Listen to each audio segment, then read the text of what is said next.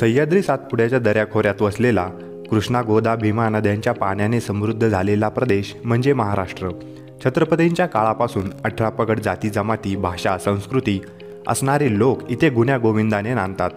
आधुनिक जीवनात या संस्कृतींमधील फरक मिटत जात असला तर आजही काही संस्कृती आहेत ज्यांनी आपला शेकडो वर्षांचा वारसा जपून ठेवला आहे. यातच येतात वंजारी आणि बंजारा समाज.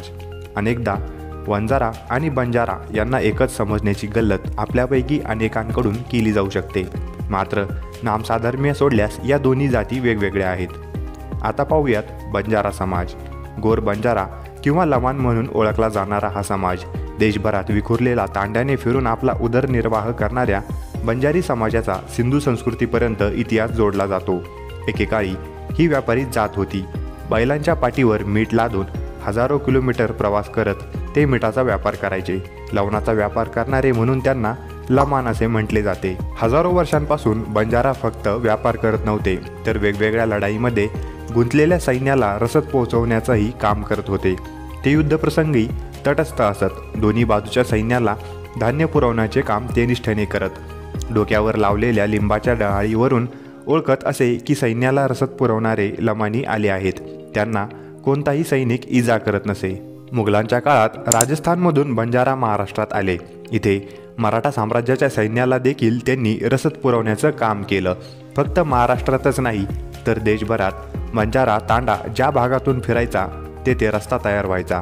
त्यांनी शेकडो तळी विहिरी बांधल्या, धर्मशाळा उभारल्या, किल्ले बांधले. एकेकाळी अतिशय श्रीमंत असणारा बंजारा समाज इंग्रजांच्या काळात रेल्वे आल्यामुळे व्यापार बंद पडला आणि देश धोडीला लागला.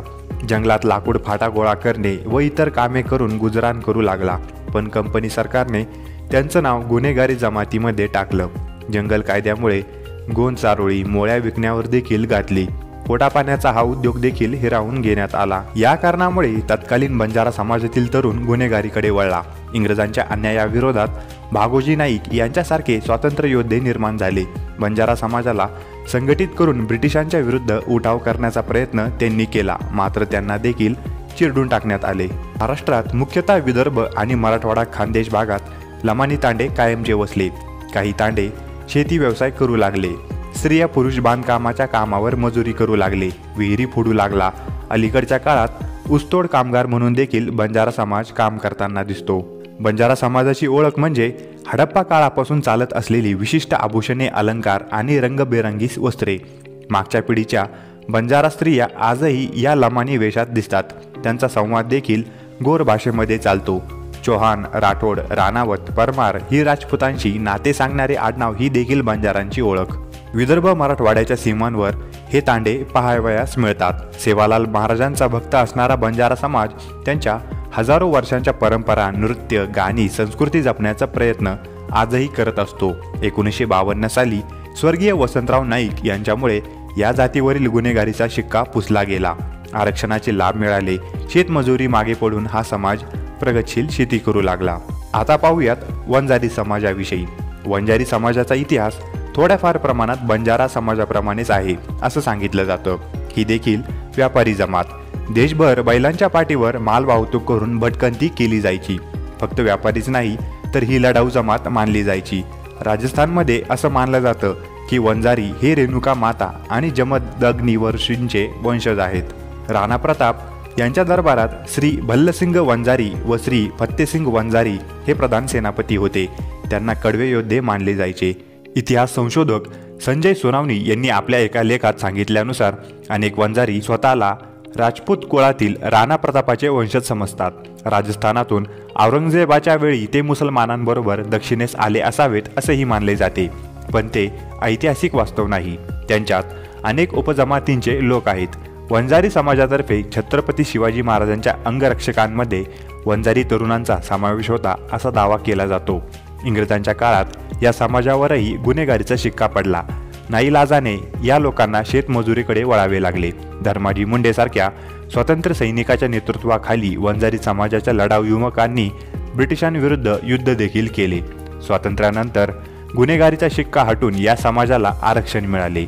बीड, परभणी, पाथर्डीच्या भागात मोठ्या प्रमाणात बहुसंख्येने वंजारी समाज राहतो. काही प्रमाणात शेतजमीन देखील असून दुष्काळी परिस्थितीमुळे कित्येक पिढ्या पश्चिम महाराष्ट्रात जाऊन ऊसतोडीवर आपला उदरनिर्वाह करत होत्या। गोपीनाथ मुंडे यांच्या काळात वंजारी समाजाचा राजकीय प्रभाव वाढला आणि या परिस्थितीमध्ये फरक पडत गेला। आज आपल्या कर्तृत्वाच्या आणि मेहनतीच्या जोरावर वंजारी समाजाने प्रगती साधलेली पाहावयास मिळते। आता वंजारा आणि बंजारा एकच आहे की वेगवेगळे? पूर्वापार हा वाद चालत आलेला पाहावयास मिळतो। वंजारी आणि बंजारा यांच्यात नामसाधर्म्य असलं तरी दोन्ही जाती वेगवेगळ्या आहेत असं मानलं जातं। दोन्ही समाजाच्या भाषा संस्कृती वेगवेगळ्या आहेत। दोन्ही समाजातील आडनावे देखील वेगळी आहेत। वंजारी समाज भगवान बाबांचा अनुयायी असला तर बंजारा समाज संत सेवालाल महाराजांची भक्ती करतो। दोन्ही समाजातील रीतिरिवाज मंदिरे परंपरा वेगळ्या आहेत। दोन्ही जमातींमध्ये रोटीबेटीचा व्यवहार होताना दिसत नाही। अनेक अर्थाने वेगळ्या असल्या तरीही काही अभ्यासक सामाजिकदृष्ट्या दोन्ही जमातींचा उगम एकच असण्याची शक्यता आहे असे सांगतात। 1932 सालच्या जनगणनेमध्ये इंग्रजांनी या दोन्ही जमाती एक असल्याचं मानलं होतं। स्वातंत्र्यानंतर वसंतराव नाईक यांच्या प्रयत्नामुळे बंजारा समाजाचा समावेश विमुक्त जाती प्रवर्गात केला। वंजारी समाज मात्र ओबीसी मध्ये राहिला।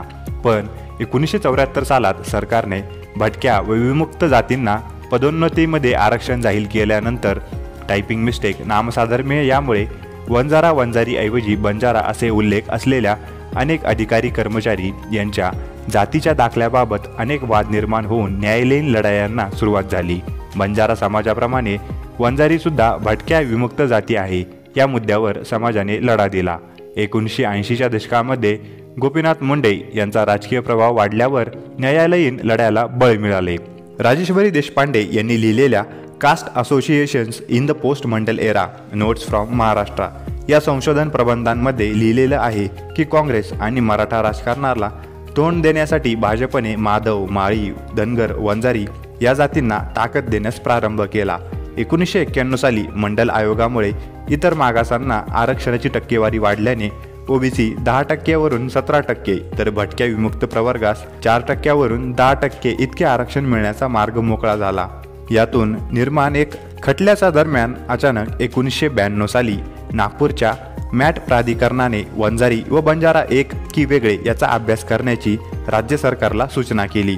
पवार मुख्यमंत्री असलेल्या तत्कालीन सरकारने पुणे येथील गोखले इन्स्टिट्यूटच्या डॉक्टर DC वाधवा यांच्या अध्यक्षतेखाली 5 सदस्यीय अभ्यास समितीची स्थापना केली। या वाधवा समितीने वंजारी व बंजारा यांचा उगम एकच असला तरी ते भिन्न आहेत असा अहवाल राज्य सरकारला दिला।